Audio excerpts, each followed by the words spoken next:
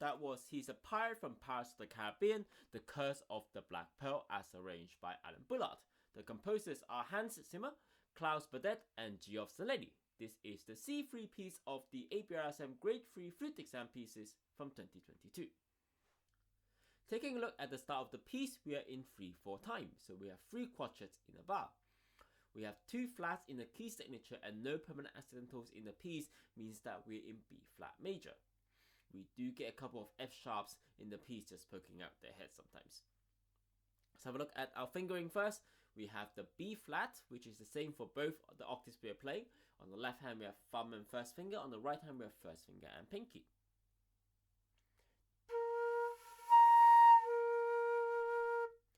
Then we have the E flats. Now the E flats have 2 different fingerings for the middle E flat and the high E flat. The high E flat, we're going to have everything on both hands.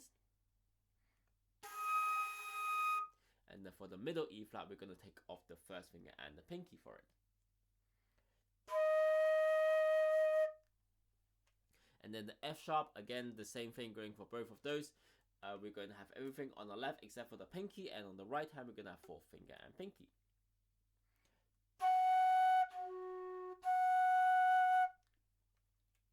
Now for grade 3, you're required to know the B flat major up to a 12th, which is your high F.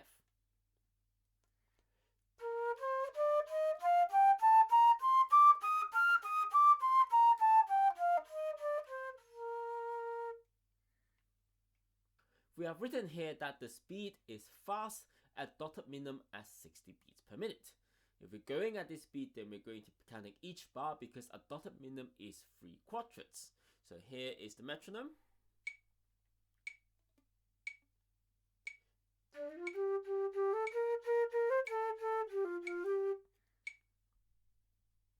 Now if you want to count in quartets, then essentially the speed is tripled at quartet equals 180 beats per minute.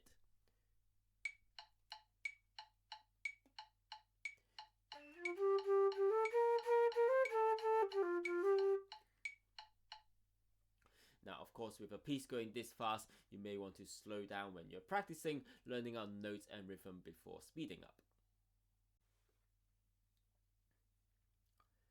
You can say that this piece is through composed. It has a couple of sections which depends on a couple of melodic ideas. Now, the first one is in bar 4 to 19, where we're going to get a lot of repeating rhythms.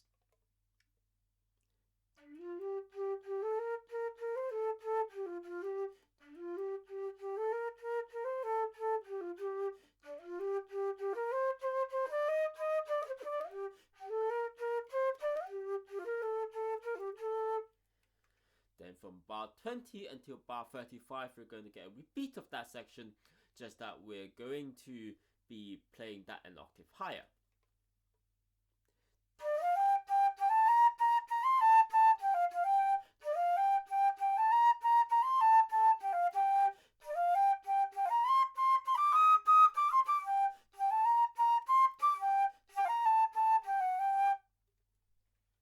Then we have an energetic transition with a fill rest from bar 36 until bar 51.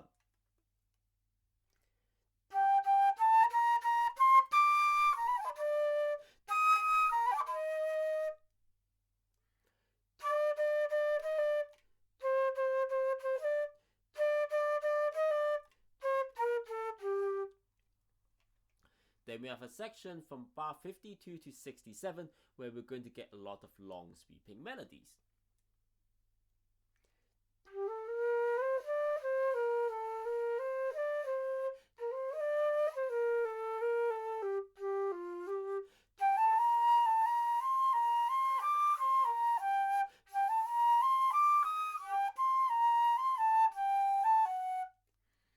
And finally, from bar 68 until the end, we have another energetic section, which is slightly similar to what we had in the transition, but a bit more energetic and a bit more energy.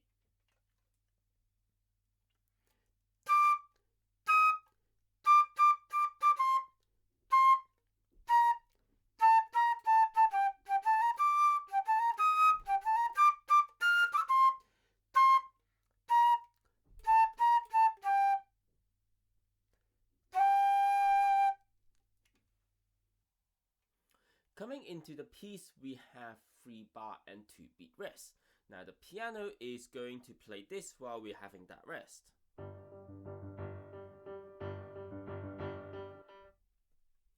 Now you can hear the piano bass line doing octave rhythm, bum bum bum bum bum bum bum bum bum. And when we hear it for the second time, then it is telling us that it is time to come in. So it's really important to listen to that bass rhythm. But if you're struggling to hear that bass rhythm, then you can also count the right hand repeatedly, bum bum bum bum bum bum bum bum bum bum bum bum. And on the 12th time we hear that note, it is exactly on the 12th that we're doing our upbeat into bar 5. So there's 2 options for you there, but listening to that bass line is slightly easier. So here is a demo coming with the piano on the flute.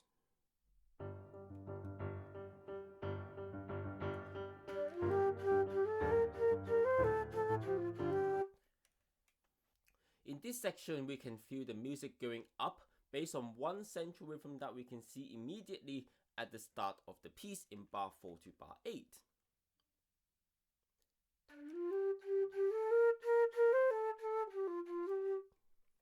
It is quite a simple rhythm with crotchets and slurred quavers, with the slurred quavers being the upbeat to the start of the phrase, where we have this repeating a couple of times until we get to the end, where we have, instead of 2 crotchets, we have a quaver slurred to 2 tight quavers, essentially having a quaver and a crotchet.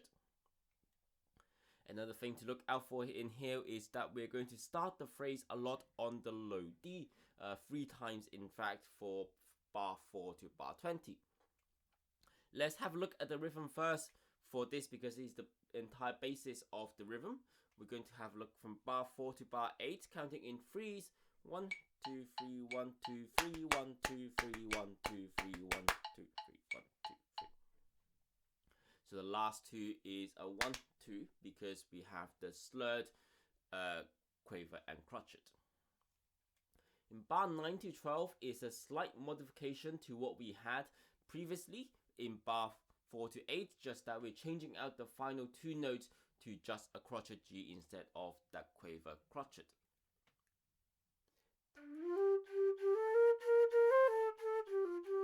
Compared to what we had the first time.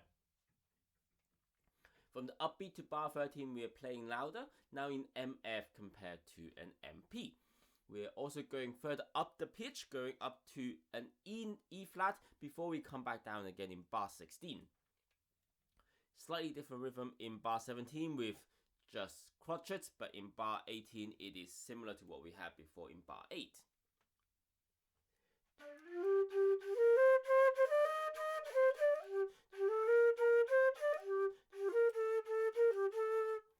And then similar what we had in bar 19 and 20 to what we had before in bar 12 and 13.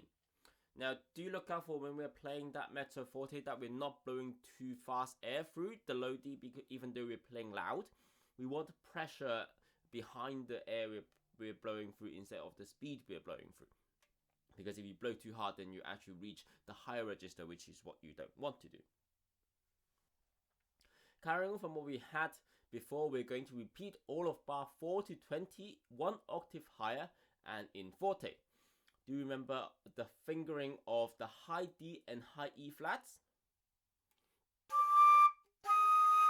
Different to your low and middle D and E flats. We have the same rhythm, same melody, just different register until we reach bar 35, where our last quaver is going to be an F sharp, leading us on to the next section.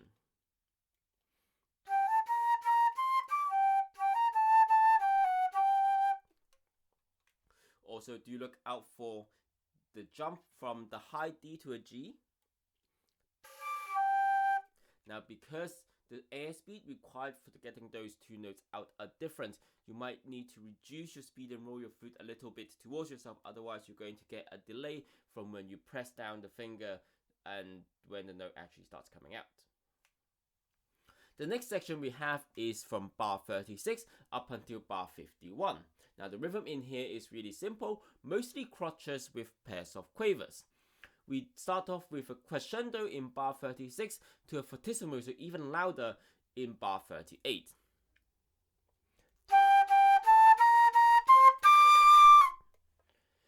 Now where we have here is the first rhythmic idea in bar 38 to 40, where we have a minim, 2 quavers, and then a crotchet.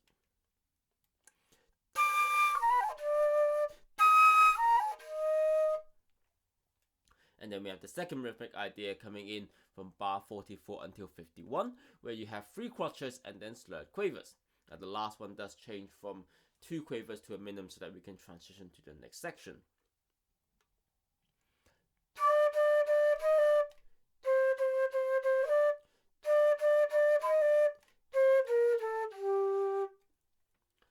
You notice that there is a 2-bar rest in bar 42 to 43, where the piano is going to do this.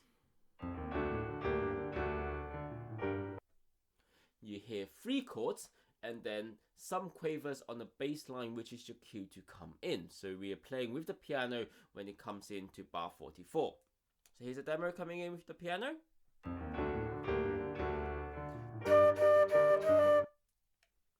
So again, you might need a couple of practices to get that timing right so that we are playing in time with the piano. Nothing else to say here, just do look out for the fingering difference between octaves, especially your E flats and your Ds. Coming off that punchy rhythmic section, we are going to play some long sweeping melody lines in bar 51 to 68. Now if you know this piece, then the melody is going to be very familiar to you, but if not, then don't worry, because it is just simple bits of rhythm that we've done before, pieced together in a long sweeping fashion.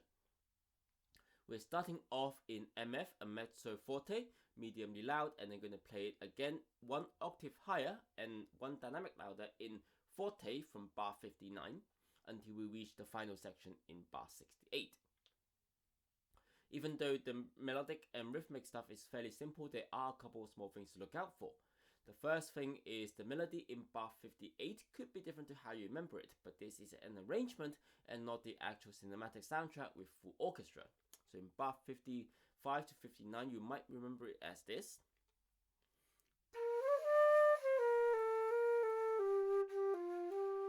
Instead of what is written here with crotchets.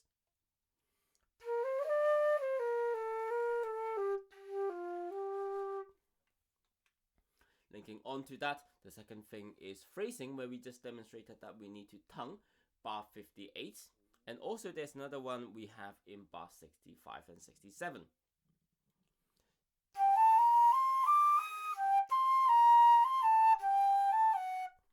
Where the first phrase of those were done in 1 tonguing, the second one is broken up into 2 or even 3s as we had. One thing that is linked to tonguing and phrasing is breathing. Now you can take a quick little breath in bar 55 and 59 and 63, where you end the phrase with a minim. Now breathing anywhere else would break the flow a bit too much.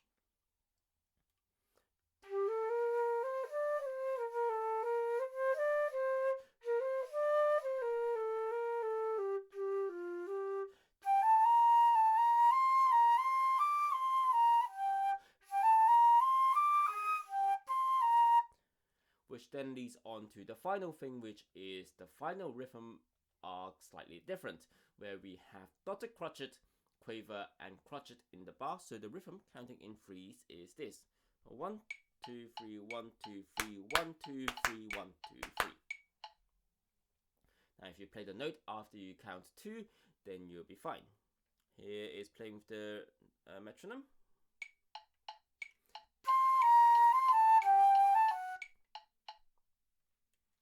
On to the final section from bar 68.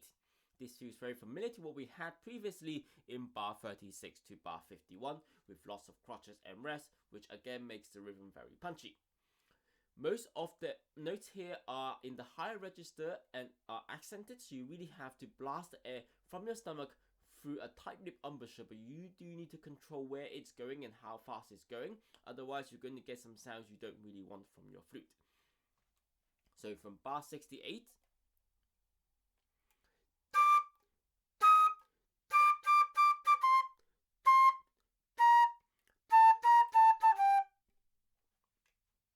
do look out for the rhythm change in here in bar 75 to 79.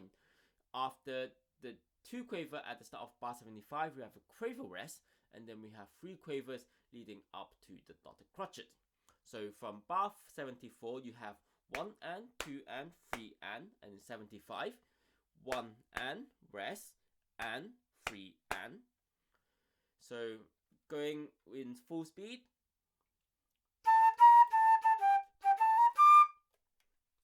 So the rhythm of the phrase from bar 75 is 2 and 3 and 1 and 2 and 3 and. So from 75.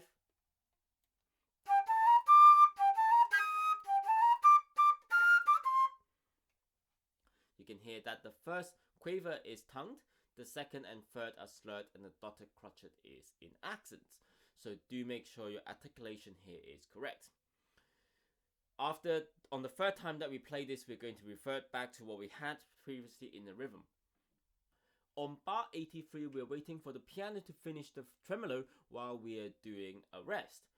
We need to be playing with the piano on the last note, so we need to either do a little up and down motion to let the pianist when we're doing the tremolo, or we're going to wait for the pianist to do the tremolo. So you need to communicate beforehand what we're going to do there.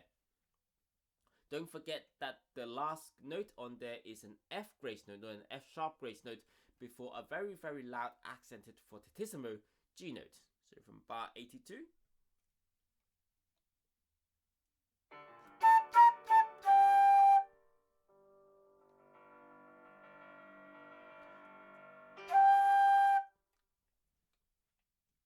Well, that was the tutorial of the C3 piece. He's the Pirates from Pirates of the Caribbean, The Curse of the Black Pearl, as arranged by Bullard. I'm sure this is a very famous, familiar piece to many of you, and do remember to play what is written in front of you and not what you remember from listening to the movie originals, as this is an arrangement of a fairly famous piece. The rhythm is really simple here, and the only articulation you do need to do is accents, so that's also very simple.